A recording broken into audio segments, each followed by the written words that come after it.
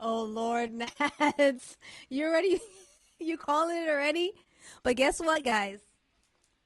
I came prepared this time, just in case.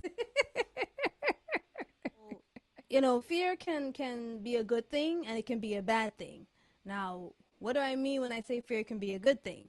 Well, in the right circumstances, fear can keep you in check. For example, uh, as a kid, you might want to play with the stove with the fire on, and your mom says, don't put your hand there, it's gonna get burned. You know, you might decide you want to see for yourself what happens, and guess what? You get burned. So you learn for next time that fear of, you know, don't put your hand there because you know the repercussions of what's gonna happen if you do so, right? Or, Gnats.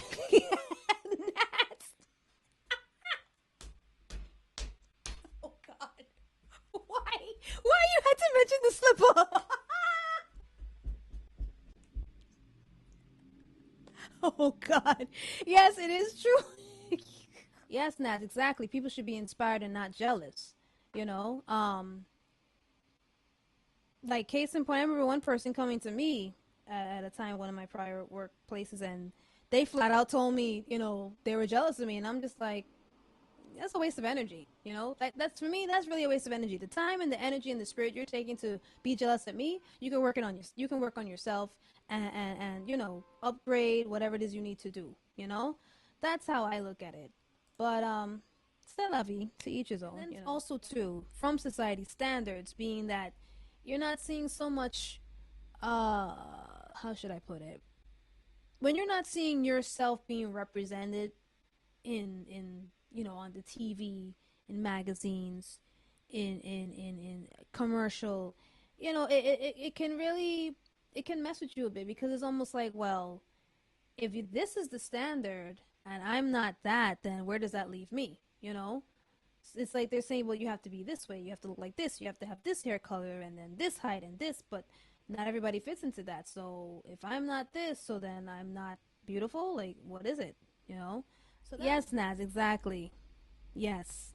But unfortunately, even though, we are perfect in his sight or whoever is your belief system, um, the the powers that be of this society of commercialism of they've created this standard of beauty where it's like, and it's been like that for quite a while, and they took some people to be like, you know what, nah, this is not the standard because I don't look like that.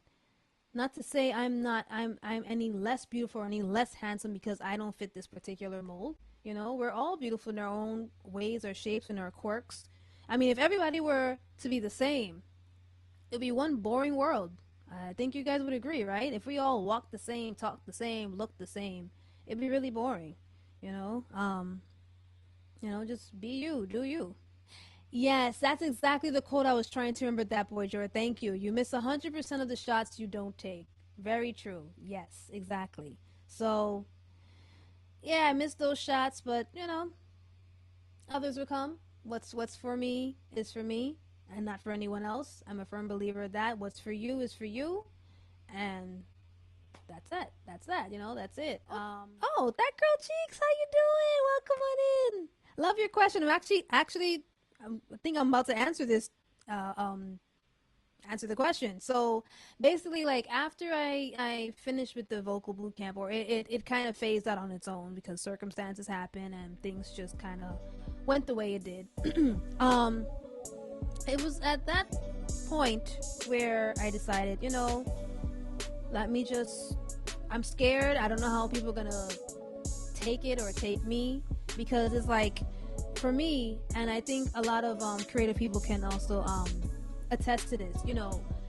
It's not only the gift or the craft or whatever it is you want to put out. It's almost like it's a representation of yourself, right? So I was afraid too that like if I get a bad reaction, then it's a direct reflection of me. It's almost like they're kind of rejecting me in a sense. So I was very much afraid of that. So after that whole thing, that whole vocal boot camp scene came to a close, I said, you know what? I'm afraid still. I'm scared, but I'm gonna push myself. and put myself on social media. And pretty much going back to what I was saying earlier with society standards and stuff and the social media, I mean, it definitely wasn't how it is now, present day, how it was back in the 90s or so forth and so on when I was growing up. But it's definitely a great platform where you can just be unadulteratedly you. So I think I started with, I believe it was Facebook. I created a page, and I think around late 2017 or during that year, I did a couple of open mics and things of that nature. So I had a couple of like recordings, and I took that and I posted it up to kind of start showcasing my talent. And then I took it from there. Let's see, I did the Facebook, then I went to Instagram, then I did a build up. So it was Facebook, then Instagram, then YouTube, then started to post a couple of videos of me doing cover songs. Actually, if you ever want to take a leisure, you can go on my YouTube channel. I have them there, or Facebook, or any of them, or even through my IG handle as well. That's pretty much how I kind of built it myself and kind of got over, yes, YouTube. That's how I kind of got over that fear of getting out of my own way, right? So through that, just throwing myself in front of, I don't want to say forcing myself, but forcing myself, right? To put myself in the limelight, and whoever is gonna like it is gonna like it, and who's not gonna like it, it'll keep moving forward, and hopefully they won't put a nasty comment or something, but whatever. For full episodes of Behind the Mic, follow us on twitch.tv.